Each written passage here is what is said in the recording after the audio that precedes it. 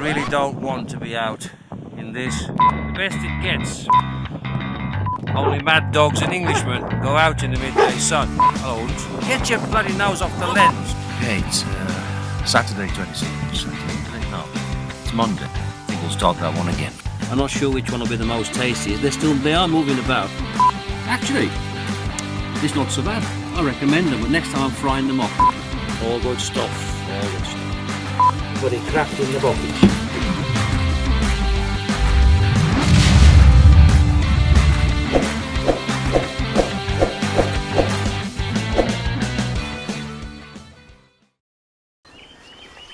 Hi, it's Tuesday, 13th of June.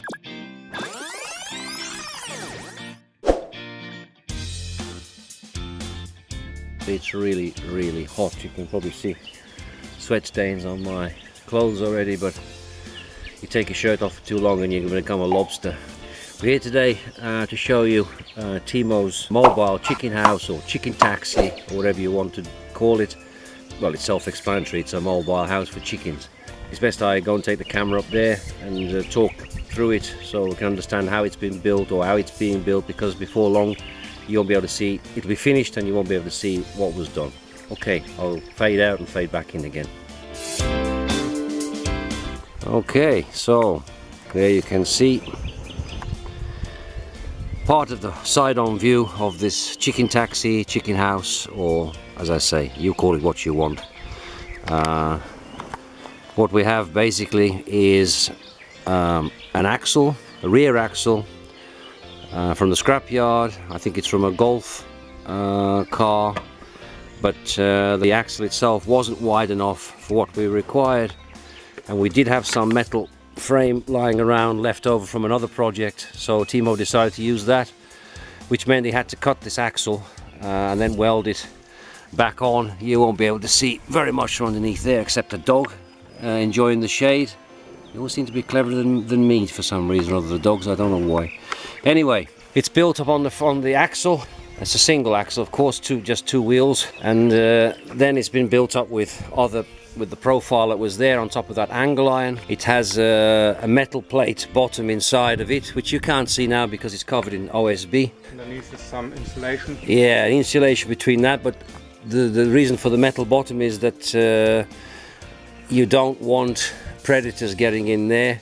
You have the fox, of course, but even worse than the fox is probably the what they call belka, which in Russian actually means squirrel, but in Bulgarian it means polecat or martin, and if they get in, they will kill all of your chickens, and quite silently too. So you have a wooden frame. I'm not sure what size what it is. It's 50mm, 5 centimeters by 10 centimeters. So that allows us to put insulation in between there, and then it'll be finished off with tongue and groove paneling on the outside. Now, you might think it's overkill, but we tend to do things overkill. We want this as an all year round chicken taxi, and we want our chickens to lay a few eggs during the winter period.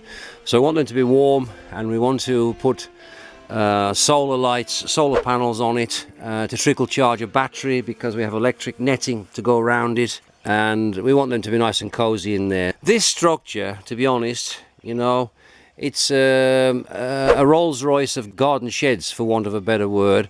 And this can be used for anything. I mean, you know, you want a kiddies playhouse, something that, you know, doesn't have to be insulated, or you want an all year round place of any size where it's off the ground. You don't need planning permission. If it's on an axle or it's built upon stumps or some kind of support, you can do it, and you can have it tailor-made. We don't want to be travelling all over Bulgaria, to be honest, but anywhere around the Burgas to Yambol kind of areas, you know, within a radius, say, of 60 to 100 kilometers either way, we'll do it. Well, Timo will do it anyway. All I do is pay for the bloody stuff. He does all the work. So now, of course, there'll be insulation inside the roof or on the outside the roof. Sorry? Inside of the roof, and then there'll be this roofing felt on the top of it, you know, so there you go. And I mean, he hasn't been working on this every single day because he's got his own projects with his motorbike restoration, and there's bits of bloody motorbike all over the place at the moment. So, but it's coming along, and Obviously got to make a tow bar for it. I mean, fabricate a tow bar so it can be towed wherever we want. We want to be able to move our chickens to places where we want them to forage around and get rid of weeds and eat bugs and whatever. So I didn't want them in a fixed place. Of course, dogs are also predators. One of my dogs will certainly kill chickens if she's allowed to do so, and hence we want to have we've got the electric netting. There'll be a battery supply for it, and a rig up solar panel, and maybe a little wind turbine at some stage in the future. Some windows got to go in, so there you have it. So as I say, you can basically, this is for chickens, but you know, a Wendy house, a summertime place for guests. The world is your oyster. You want it, you tell us what you want, we'll design it, we'll give you a plan, give you a cost, and you take it from there. Okay, that's all I got to say on this. I'll come back when it's next stage or when it's finished, and then I gotta go and find some chickens. So I might have to get my hood out and a big bag and go, you know, poaching a few chickens at night. We'll see. Okay, be bloody expensive eggs anyway, that's all I can say. Bye. Hi, it's Saturday, 16th of September. It's now nearly 12 o'clock. It's a lovely sunny day, I guess in the high 20s, maybe is even as high as 30. There's a slight breeze, which is nice, but it'll probably sound like a hurricane on this camera because I haven't sorted out the external microphone as yet, so we'll just have to bear with it.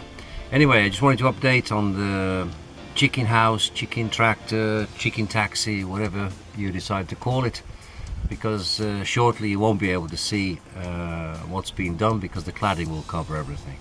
So I'll just fade out and we'll fade back in and we'll have a look. Okay, here's the outdoor workbench at the moment. I don't know if it's a chop saw or what do you call this, but anyway, being used to cut this laminate tongue and groove. So let's see how far we need to walk back here to get this fully in from this side. As you can see now, this tongue and groove paneling is going on.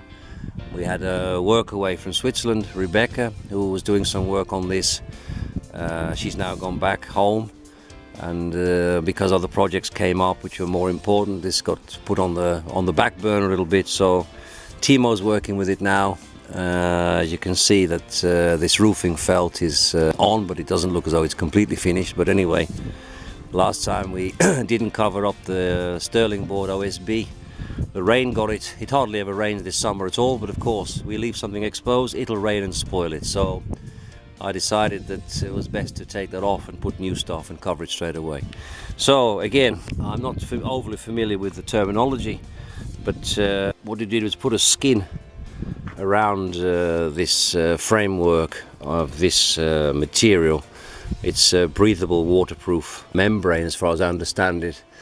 So it should stop ingress of water in heavy rain. Timo did the axle on it, welded it, bought this particular part at the front, and he's got his framework ready, because I guess this is where the battery, which will be fed from the solar panels, and so we can keep electric fencing going. We may be able to rig it up to keep the chickens' water from freezing in the winter. I'm not sure yet how it'll work out. As I said, it's fully insulated, this little chicken house, and this is what Rebecca was doing also. She put this, cut all this panel, insulation paneling, and forced it up in there. So what's going on the inside of this? So there'll be another layer of OSB Sterling board on the inside of that to seal it in. It'll all be nicely painted up. I'm not sure, paint, varnish, whatever we're allowed to use, that chickens don't poison themselves. So it's coming along, and whether we'll get chickens in this year or next spring, I'm not quite sure.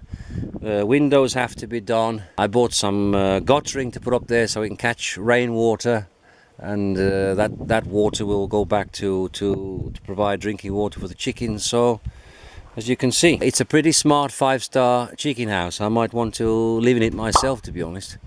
But tow it somewhere away where it's quiet, where there's no dogs and no people and nothing to disturb me. I can sit and drink my whiskey in peace and contemplate my novel. Okay, that's it. Over and out for now. Bye.